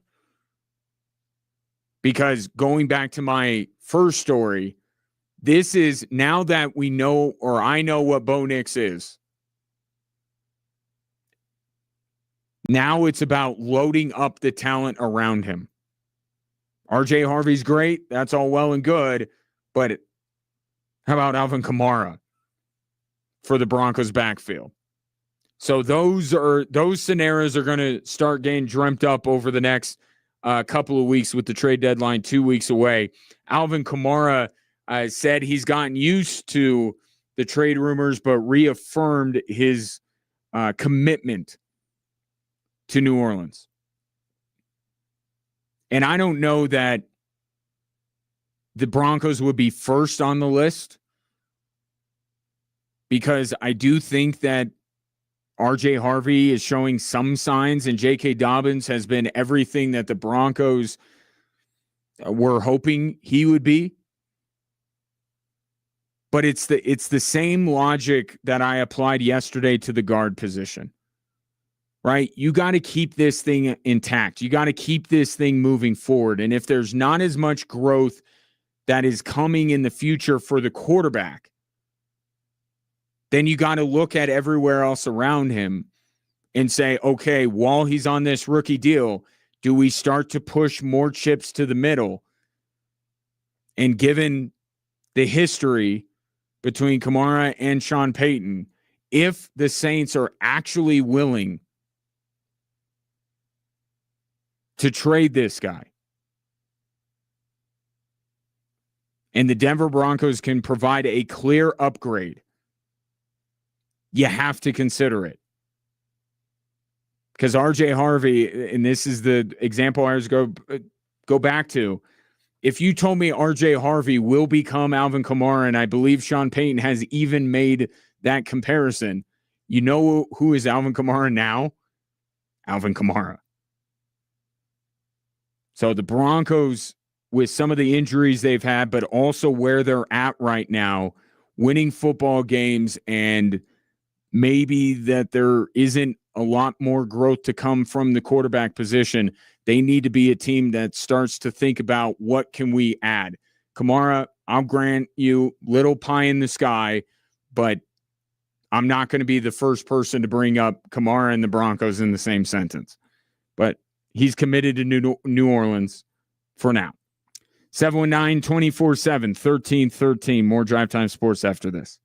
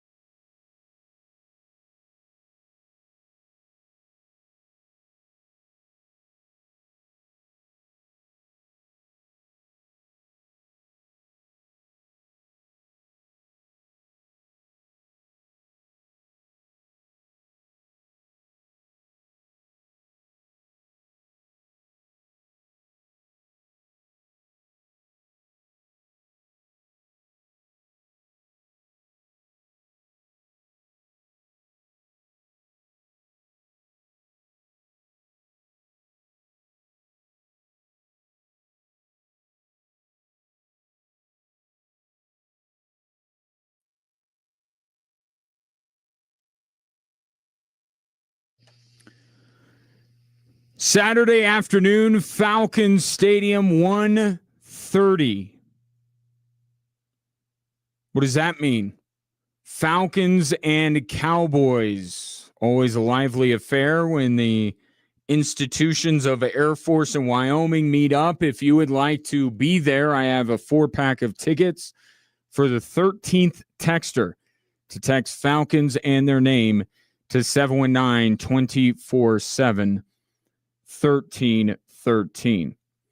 Speaking of that text line, knew this was going to happen. Well, I knew a couple of these things I knew was going to happen. Both of the texts I'm going to get to here before we get you to Thursday night football. I knew I was going to get these things. So as Westwood One tries to hijack my show here.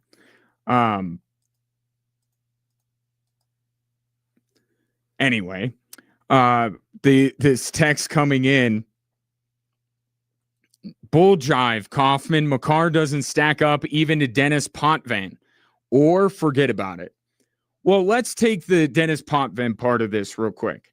So Potvin has 3 more Stanley Cups. So, okay, there's that. Cale McCarr is 1 Norris Trophy behind Potvin.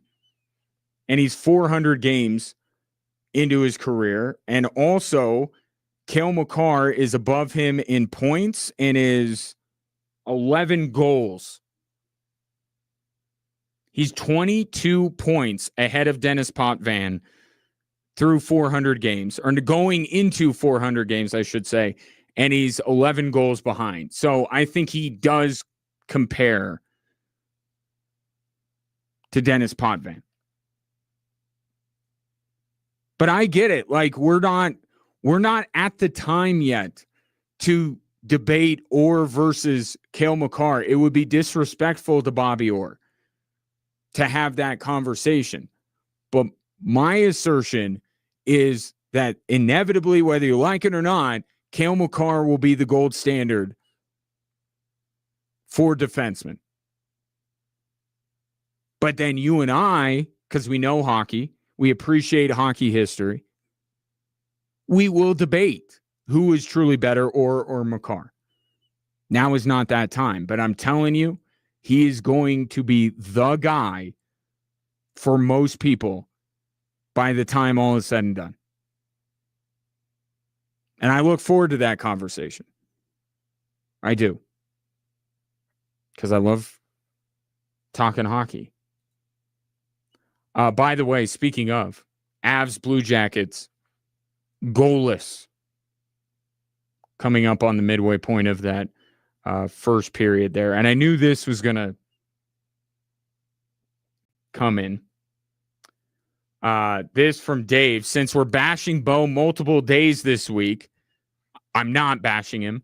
Mahomes is not elite either. He's just Jameis Winston, whose crazy passes connect to elite tight end or receiving running back in the red zone. Yep, that's what it is.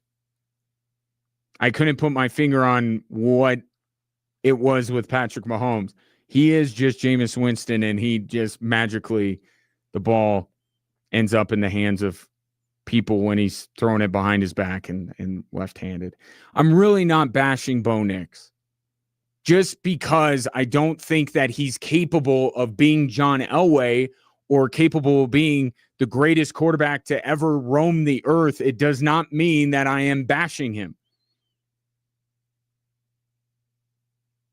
I'm not, because then by that measure, anyone that isn't Lamar, Allen, or Mahomes, I'm bashing. That I can't possibly appreciate any other quarterback in the league for who they are, because I don't put anybody in that class with those guys. It's not bashing. It is a reality. It is who he is. Drew Brees, who knows Sean Payton, and both of them think in a very similar way. Goes on ESPN, says after 50 high-level starts, you can have an idea of who your quarterback is. We are in the 80s now, going back to the high-level college football that Bo Nix played. So either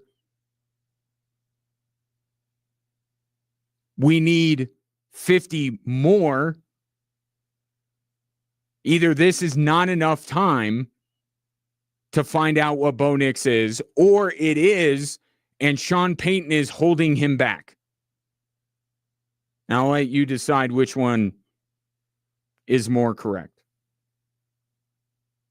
Not every player in the NBA is Michael Jordan.